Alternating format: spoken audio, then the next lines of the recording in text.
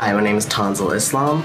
I go to school at Rensselaer Polytechnic Institute in New York, and I'm studying biomedical and mechanical engineering. If I had to choose one word to describe my internship here at Mayo, it'd probably be unique. Mainly because the different projects, there's so much variation, and it's really easy to talk to other people about their projects and just learn more. And the process is kind of different from a typical industry setting, which I think is very unique to Mayo.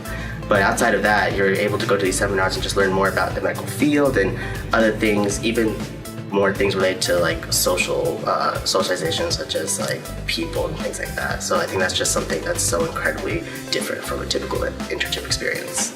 But my mentor was Sushil here in DOE, and he was wonderful to work with. But I think what I liked most was that he understood as a growing student, as a growing engineer, that I need to be independent. And for me, that comes easy. I don't mind doing my own work.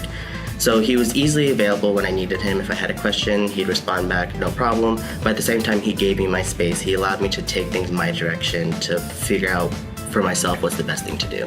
So I've worked with lasers before, but it was like, simple laser cutting, like large scale things, like in, architecture places and things like that.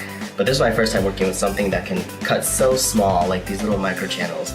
And this is pretty expensive, like most laser cutters, but this is like a whole scale expensive. So little, scary at first to work with this, but in the end it works the same, and I was able to do a lot of great work with it. So my time at DOE, working with the femtosecond laser, I was making these microfluidic channels that would be used in biological research. And my part was mainly just making these channels for them and saying, here you go, this is what you can do with it. But it's crazy to think that they'll be using this for biological research. They'll be using it to figure out, what drugs they can use for either cancer or maybe specific cells in genomic studies. So down the line, my small work now could impact something so big in the future.